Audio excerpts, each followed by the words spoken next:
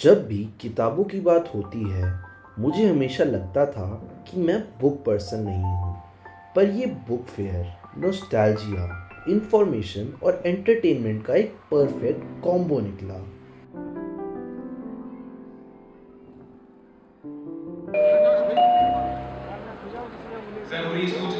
सबसे पहले मैंने कुछ इंटरेस्टिंग लोगों से बात की।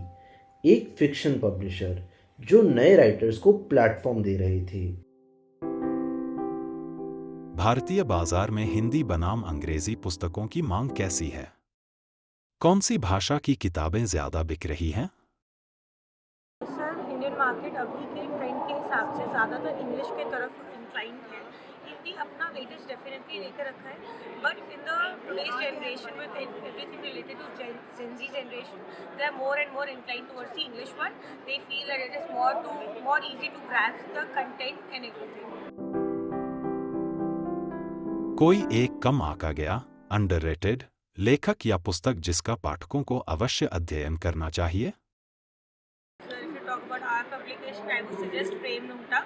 He is a CA from Bhagalpur, Bihar. He has written Ashok Bani. It is a great book. If you are a mystery lover, if you love in the non-fictional part of a thing, it talks about the Ashoka time period. The story revolves around that era. It talks about how he encountered with Brahma Rakshas and everything mystery out there. So I think the readers must give it a try. प्रकाशन उद्योग में नए लेखकों के लिए कितनी संभावनाएं हैं और उन्हें किन बातों का ध्यान रखना चाहिए? Opportunities are endless because digital space आ चुका है. There is no longer people are only dependent on the bookstores out there. Online आपकी book की sale बहुत अच्छी होती है if you are with the right person who knows how to market your content and everything. So first of all, whenever you go for any publishing house, first of all you have to think about do they have transparency with you or not. They should be very crystal and clear with you with every step, not only monetary but also about the book formatting, editing, printing and everything, the quality and everything. I would suggest that before going for the printing part, you should ask your printer or the publisher to have you provided with a sample piece so that you know what content you are going to have, how it's gonna look like. आजकल लोग पुस्तकों को उनके विषय वस्तु, content के आधार पर खरीद रहे हैं या सोशल मीडिया प्रचार, हाइप के आधार पर? So if we talk about the only occasional readers that just go behind the social media hype, they prefer the social media hype book. But if you go for the original readers, the OG ones who loves reading book out there, if your book content is good, they will definitely go out there. Just you need to put a little effort on your marketing and promotional thing because you have published the book, but the majority of the people don't know about your book. So that's really a major thing that you need to work on when you decide to publish your book. Marketing plays a very crucial role. एक origami artist जो खुद paper बनाना शुरू कर चुके हैं। यह कला किस बारे में है?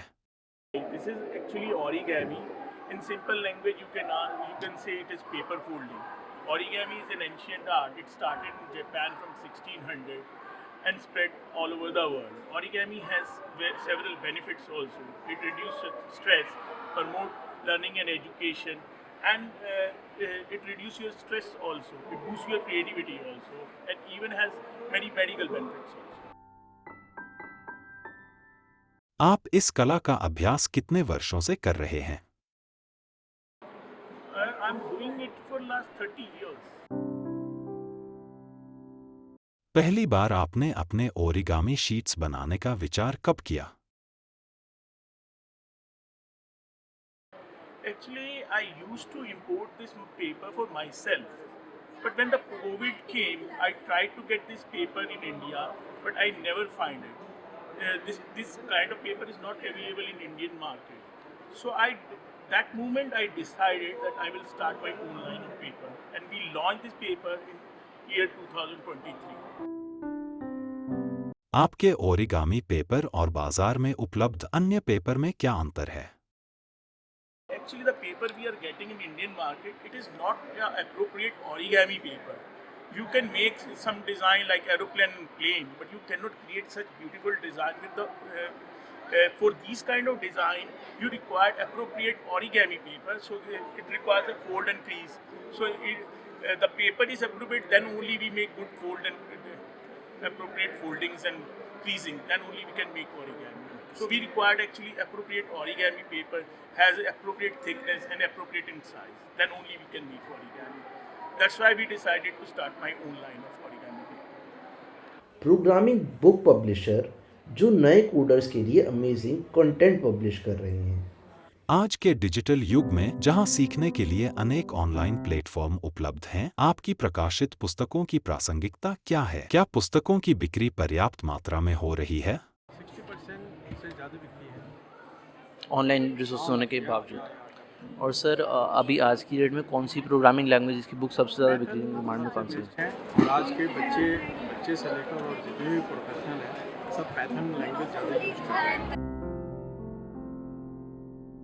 शुरुआती शिक्षार्थियों के लिए आपकी कौन सी प्रोग्रामिंग पुस्तक सबसे उपयुक्त है? बेस्ट सी की प्रोग्रामिंग की बुक है लेटेस्ट सी, हमारी सबसे अच्छी किताबें हैं जो एक Okay. बिगनर्स के लिए और computer fundamental. This is the best book for beginners and school books and story books publisher जो बचपन की कहानियों को नए तरीके से लेकर आए हैं। आपको क्या लगता है कि आजकल स्कूल जाने वाले बच्चों के लिए किताबों का कंटेंट किस तरह का होना चाहिए? स्कूल गोइंग चिल्ड्रन के लिए बुक्स का कंटेंट सिंपल होना चाहिए, इजी टू अंडरस्टैंड होना चाहिए और वो सेल्फ स्टडी कर सके ऐसा होना चाहिए। ऐसा होना चाहिए जिसमें टीचर एक मेंटर की तरह स्टूडेंट्स को हेल्प करे और स्टूडेंट सेल्फ स्टडी में इंटरेस्ट करके उसको सॉल्व करें। उसमें उनको बहुत सारे रियल लाइफ एग्जांपल्स होने चाहिए जिससे वो कनेक्ट कर सके। और इंटरनेट बहुत ज़्यादा यूज़ करते हैं स्टूडेंट्स आजकल, तो हो सके तो इंटरनेट के रेफरेंसेस होने चाहिए और उनको साथ में एक कॉशन नोट दिया जाना चाहिए कि आप इंटरनेट को एक अच्छी तरीके से इस्तेमाल करें और इधर उधर बिना मतलब सर्फिंग करके टाइम बर्बाद ना करें। आपके हिसाब से स्टोरी टेलिंग और एकेडमिक किताबों में क्या बैलेंस होना चाहिए ताकि बच्चे दोनों एंजॉय कर सकें और सीख सकें? स्टोरी टेलिंग बच्चों को हमेशा से अच्छी लगती है। ये एक बहुत इंपॉर्टेंट टूल हो सकता है बच्चों की एजुकेशन के लिए, क्योंकि वो स्टोरीज़ में इंटरेस्ट लेते लेते किसी चीज़ को एक्सप्लोर कर सकते हैं।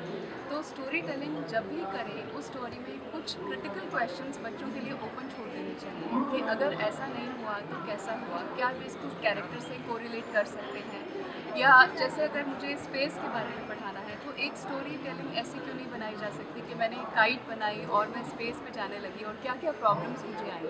ऐसे उनको क्रिटिकल थिंकिंग मिलेगी और वो सोच सकेंगे कि क्या ऐसा हो सकता है, क्या सिर्फ स्पेस तक जाना नासा या कोई ऐसी एजेंसीज हैं जो स्पेस रिसर्च कर रही हैं उन्हीं तक लिमिटेड है, या हम भी कुछ नया सोच सकते हैं। स्टोरी टेलिंग इमेजिनेशन को बढ़ाता है और इसी तरह से उनकी बुक्स जो है वो बहुत इंटरेस्टिंग होती जाएंगी और वो टॉपिक में इंटरेस्ट लेके बहुत अच्छी तरह से पढ़ेंगे।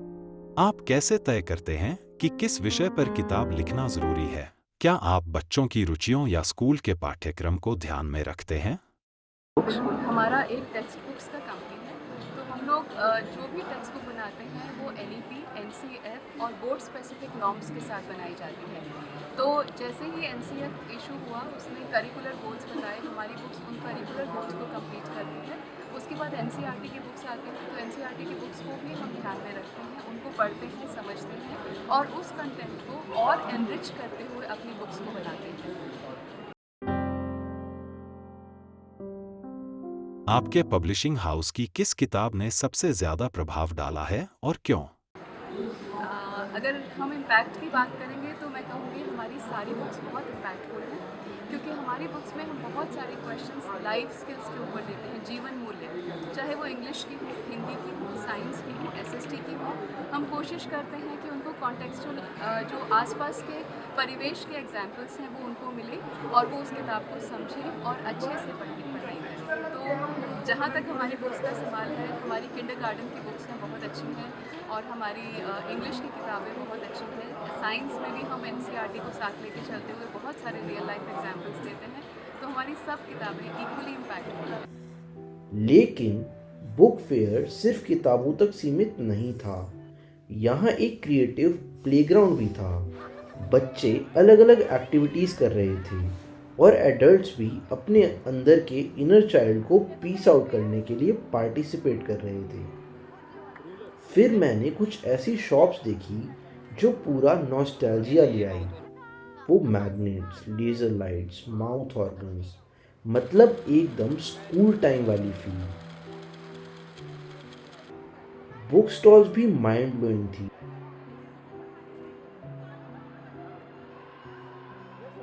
एनसीईआरटी, एग्जाम आइडिया जैसे स्टॉल्स देख के रियलाइज हुआ कि इतनी सारी बुक्स एग्जिस्ट करती हैं जो मुझे कभी पता ही नहीं चली। कहीं 100 रुपए की बुक्स मिल रही थी तो कहीं 50 में भी। 20% डिस्काउंट वाले स्टॉल्स भी थे। ऑक्सफोर्ड, स्कोलास्टिक, सब कुछ लाइब्रेरी के दिनों की याद दिला रहा था। याद है कैसे हम लाइब्रेरी में बुक्स लेकर छुप के गॉसिप करते थे। हाँ हाँ, मैं भी वही करता था। सबसे इंटरेस्टिंग पार्ट, एक रैंडम इंसान से कॉन्वर्सेशन हो गई। उसने मुझे lessons in chemistry book suggest की और पूरा साइनॉप्सिस भी डिक्टेट किया। उसके एंथुजियाज्म ने मुझे भी बुक एक्सप्लोर करने पर मजबूर कर दिया। अब बात आपकी, क्या आपके पास भी कोई मस्ट रीड बुक सजेशन है?